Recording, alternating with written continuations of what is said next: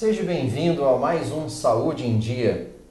Hoje, no programa, nós vamos conversar um pouco com um colega nosso, grande amigo meu, e companheiro rotariano também, o Dr. Lamartine Cunha Ferraz. Tudo bom, Lamartine? Seja bem-vindo ao nosso programa. Boa tarde, obrigado pelo convite. Sinto honrado em participar do seu programa. Joia. Dr. Lamartine, ele é médico cardiologista, formado pela Faculdade de Medicina de Itajubá. Ele é especialista em cardiologia pelo Hospital do Servidor Público do Estado de São Paulo. Pós-graduado em terapia intensiva pelo sistema Unimed. E hoje atua aqui na cidade de Taubaté como cardiologista na sua clínica particular. Exatamente. Não é isso? Exatamente. Bastante trabalho, não? Bastante, isso não falta. A gente não pode reclamar, enquanto está tendo bastante trabalho, tá bom, né? Tá certo, tá certo.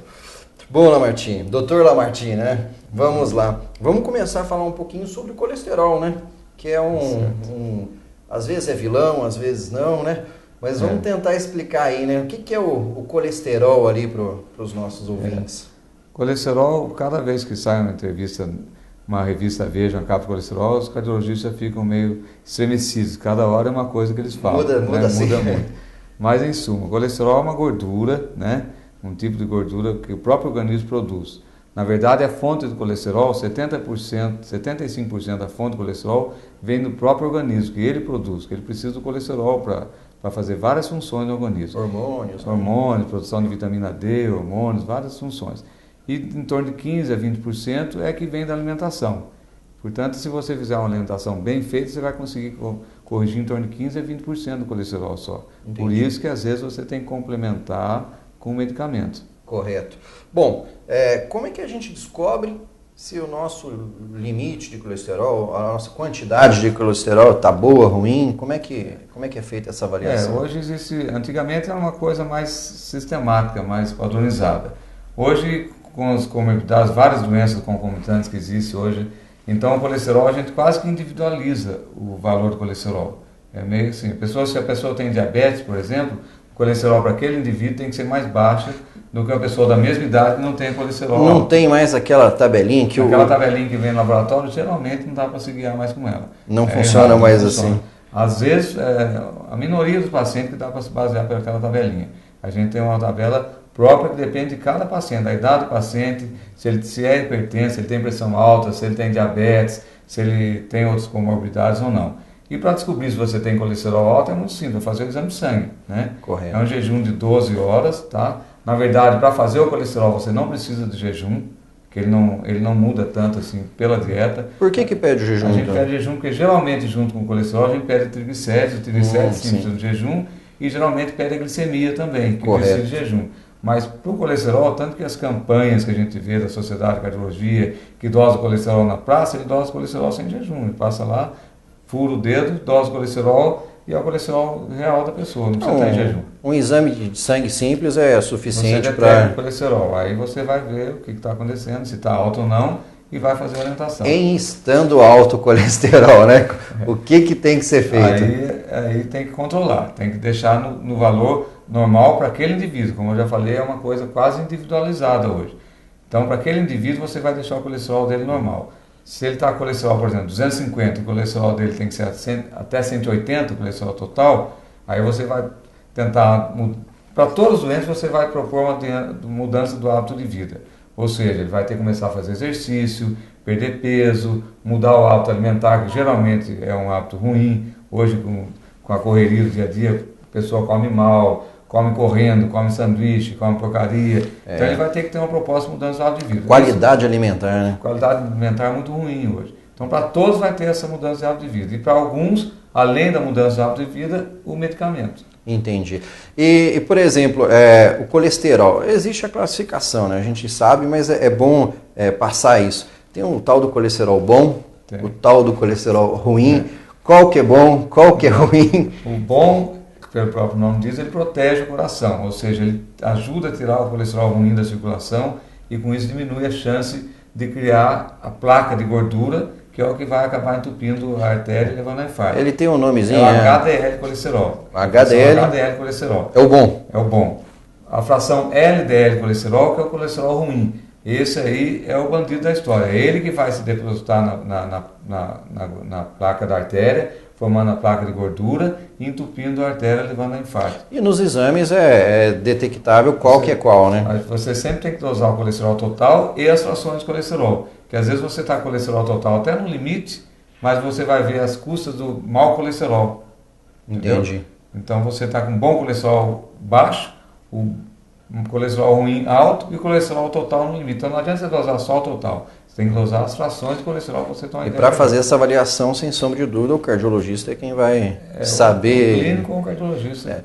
Não pode mais seguir a tabela, né? A tabela não é uma boa ideia. Tá certo, tá certo. Bom, isso também pode causar problema de hipertensão, né? Hipertensão é outro problema que vocês tratam bastante, né? Hipertensão é um problema de saúde pública.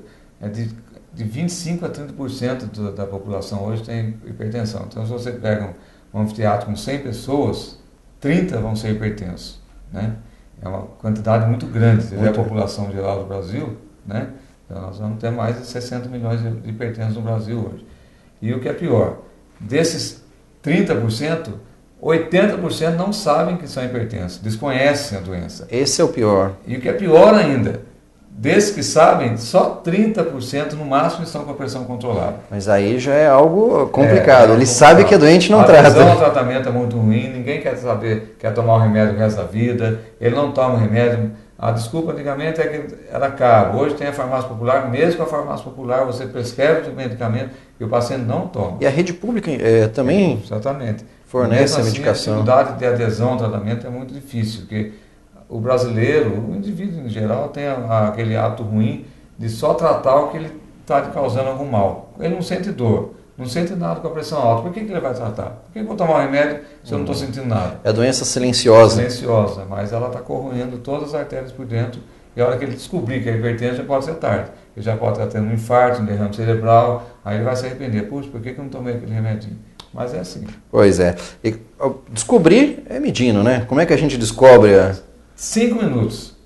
É o diagnóstico mais fácil em medicina, eu acredito, hoje, e é uma das coisas mais importantes da medicina. Medir a pressão. Você leva 5 minutos. É pegar uma pessoa habilitada, com um aparelho bom, bem calibrado, você mede em 5 minutos, você vai saber se a pressão dele é alta ou não. Entendi. Naquela medida casual, você pode ter até uma pressão um pouco mais alta. 15, 16, a pessoa pode estar ansiosa, estressada, mas tendo a medida casual alta, você tem que caminhar para um especialista e ele vai fazer outras medidas e vai fazer o diagnóstico, se ele é hipertenso ou não. Aí vai fazer o tratamento. Entendi. É aconselhável ter em casa aqueles aparelhos que vendem em farmácia para poder fazer um controle preventivo? Algumas pessoas. Tem paciente meu, por exemplo, que eu prefiro que não tenha.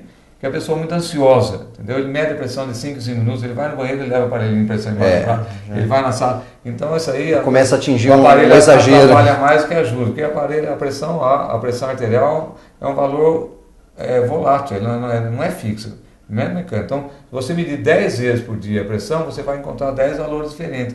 E às vezes a pessoa não sabe interpretar essa variação fisiológica da pressão e acha que o remédio não está fazendo efeito, acha que a pressão dele está oscilando muito, aí em vez de tomar um comprimido ele toma 2, em vez de tomar um ele toma meio, e aí controla tudo. A bagunça está generalizada. Então, eu prefiro assim, se a pessoa for uma pessoa de bom senso, tranquila, para medir a pressão, para ter uma orientação, aí tudo bem, ajuda. Mas se ele começar a medir toda hora e fazer disso o tratamento dele, aí eu prefiro que não meça, atrapalha um pouco. Correto. Mas é bom você ter uma urgência, é sempre bom.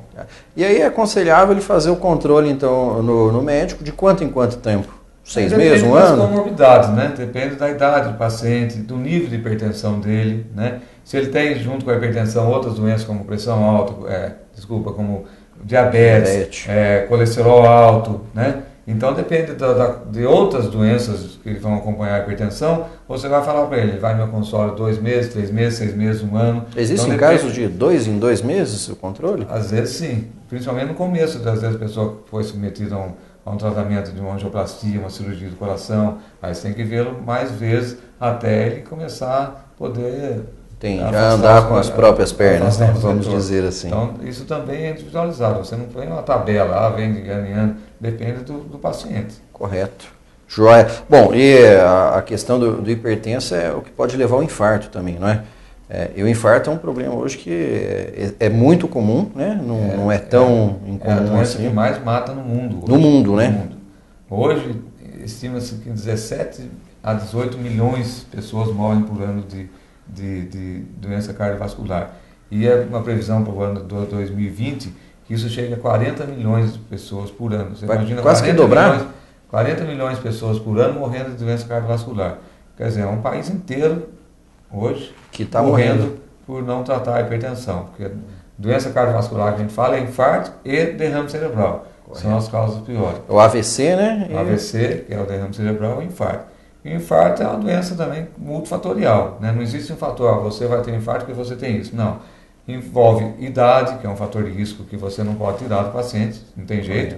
Isso você não tem como tratar. Né? Não tem jeito. Se conseguíssemos descobrir um jeito de não envelhecer... Não tem jeito. A genética do paciente também não tem jeito de você tirar. Talvez no futuro você possa entrar no cromossomo e mudar o cromossomo do paciente e mudar a genética dele, mas hoje ainda não tem. Então a genética e idade. E outros fatores, como pressão alta, colesterol alto, falta de exercício, obesidade, hábito de vida errado, estresse, tudo isso são fatores que aumentam a chance de ele ter um infarto, que a gente chama de fatores de risco. Né? Então quanto maior o fator de risco, maior a chance de ele ter infarto. Certo? Então o ideal seria controlar esses fatores de risco para que diminuísse a chance do paciente ter um infarto. Não quer dizer que ele não vai ter infarto, mas a chance diminui e isso é somatório. Se você tem um fator, você tem X%. Você tem dois fatores, não é X mais 1, é 3, 4 vezes. Um fator aumenta 3 exponencial. vezes. Exponencial. Então, é muito importante você diagnosticar todos os fatores de risco e tratar todos aqueles que forem possíveis, tirando atualmente a genética e a idade. Entendi. Correto. Bom, no caso, a gente tem um paciente, não um paciente, né, alguém, um conhecido que teve um infarto, né? Qual é o procedimento que a gente deve fazer? Porque tem muita dúvida, né? Será que eu devo colocar o paciente deitado, respiração artificial? O que a gente deve fazer, né? Talvez como reconhecer, né, o paciente que está tendo e percebendo que está tendo, o que fazer? Qual o procedimento? Qual o procedimento? Muito interessante, porque isso salva a vida, né?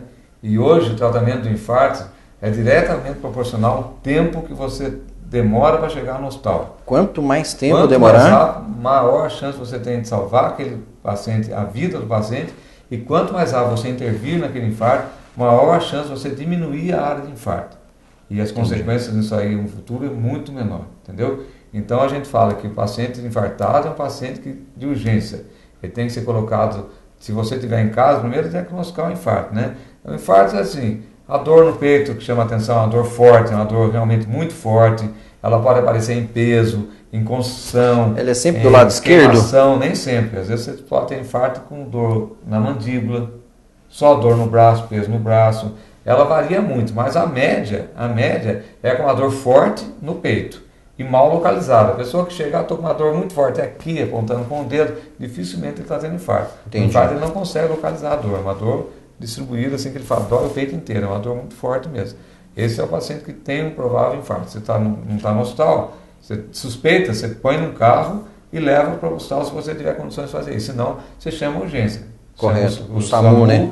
E leva para o hospital o mais rápido possível. Porque quanto mais rápido ele for atendido, quanto mais rápido for feito o diagnóstico e o tratamento do infarto dele, maior a chance de sobrevida e melhor o prognóstico dele. Perfeito. Maior chance de ele ter uma qualidade de vida melhor depois do infarto. Os sintomas não, mas os problemas relacionados ao infarto serão menores, né? Menores, se ele for tratado adequadamente e no tempo hábil. Além da dor no peito, existe algum outro sintoma que seja mais característico?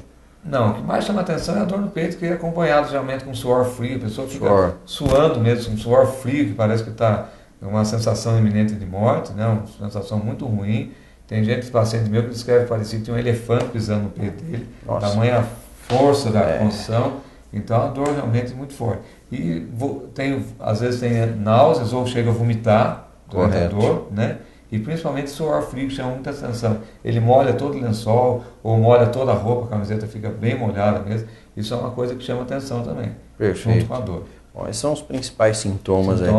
E se você, na dúvida, é melhor você pecar por excesso do que pecar por falta. Então, na dúvida, põe e leva para o pronto-socorro. Lá você vai ter uma equipe capacitada para fazer o diagnóstico e fazer a orientação adequada. Ou é melhor do que você deixar o paciente infartado em casa e morrer em casa. Perfeito. Então, na dúvida, leva para o hospital. Lá o profissional da área vai fazer o diagnóstico correto. Correto. Existem alguns hábitos, né, que pioram isso, né? Como, por exemplo, a gente estava até discutindo antes, a alimentação, tudo, mas o fumo também é algo que é complicado, não? Cigarro é um grande inimigo da circulação. A gente fala que cigarro não combina com o sistema cardiovascular.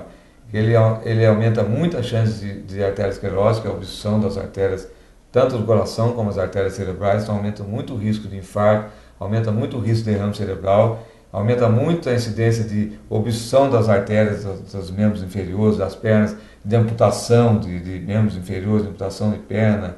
Então, o que a gente brinca é que cigarro e sistema cardiovascular não é uma boa ideia, não é uma combinação adequada. Para os meus pacientes, eu também já falava a mesma coisa.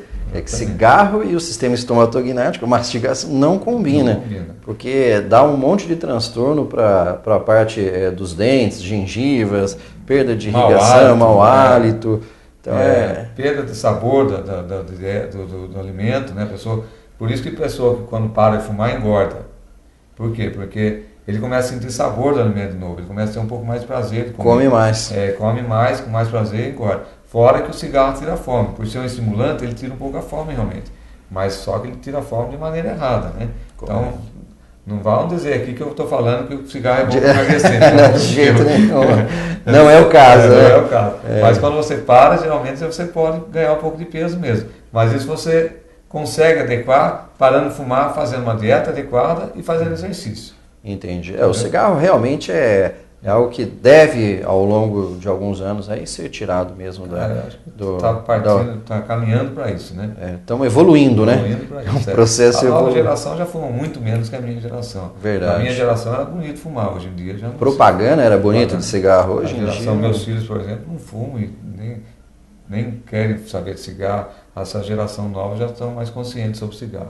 Isso é bom. Conscientização é muito importante.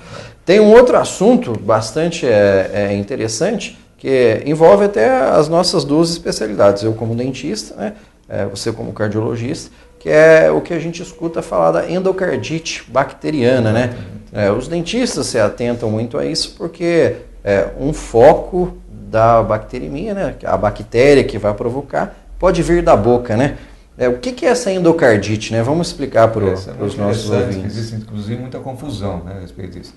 Endocardite nada mais é que uma infecção provocada por bactéria, por fungo, dentro do coração. Por isso que chama endocárdio, que é na parte interna do coração. Por isso chama endocardite. Dentro do coração. Infecção do endocárdio, dentro do coração. Pode acometer a válvula do coração, pode acometer várias localizações dentro do coração, dependendo se existir ou não uma propensão a isso. O que significa isso?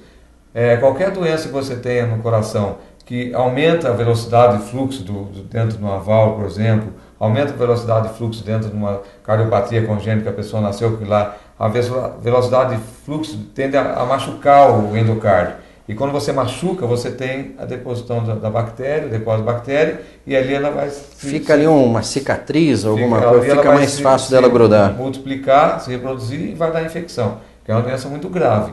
E você falou da bacteremia, que é na boca. Já existe estudo, já está aprovado isso, que a maior bacteremia que existe, bacteremia que a gente chama, é você disseminar bactérias na circulação. Né? Isso, espalhar a bactéria na circulação. E a maior bacteremia que existe é a escovação de dentes. Principalmente dentário. Se a boca for mal cuidada. Verdade. Certo? Se ele tiver muita cárie e a boca for mal cuidada, na escovação de dente, ele vai emitir milhões de bactérias na circulação sanguínea. É o que nós chamamos a doença periodontal. É o principal fator de bactéria na boca, é a periodontite ou a gengivite, né? E ele pode, se ele tiver uma propensão muito grande a ter endocardite, o que pode levar mais a endocardite são pessoas que já trocaram válvula do coração, né? Tem válvula artificial ou biológica ou válvula mecânica, ou pessoas que têm doença congênita, como que a gente chama de CIA, que é a comunicação intra-atrial, CIV, a comunicação intraventricular. Essas são as patologias que aumentam um pouco o risco de endocardite. Então, nesse paciente, você tem que ter certo cuidado, às vezes, quando você for fazer um procedimento que vá fazer muita simulação de bactérias, jogar muita bactéria no sangue como tratamento dentário. Eu abordo esse assunto até porque eu já li alguns artigos de pacientes que teve problema coronário, não coronário, cardíaco, né, por bacteremia, que foi até a óbito eventualmente. E não foi avaliado, por exemplo, de onde veio essa bactéria. Então, poderia ser um problema odontológico. Pode ser odontológico.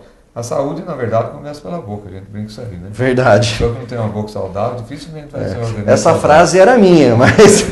Dificilmente vai ser um coração saudável, um organismo saudável. Então, você tem que cuidar da saúde como um todo. A gente está falando aqui do coração, mas a saúde é um todo, né? Você tem que cuidar de tudo. Procurar avaliar o paciente como um todo, completo, né? Completo. Não, o dentista não pode olhar ele como uma boca, o cardiologista como um coração. Coração ambulante, tem que cuidar do coração, mas orientar hábitos de vida, dieta, caminhada, exercício físico, peso, né? Tudo isso aí faz parte. Tabagismo, alcoolismo, né? Bebida alcoólica. É bom você tomar vinho todo dia para o coração? Para o coração realmente não faz mal. Uma cálice de vinho, que ele aumenta o bom colesterol, que a gente comentou atrás. Só que eu não vou falar para o meu paciente beber vinho todo dia, porque a bebida alcoólica não é bom você beber todo dia, certo? Mas você vai gerar outros transtornos. Mas um cálicezinho tá podendo? Eu não aconselho todo dia. Eu acho que bebida alcoólica todo dia não é uma boa ideia. Não é uma boa ideia. Porque isso gera outros transtornos. Você vai...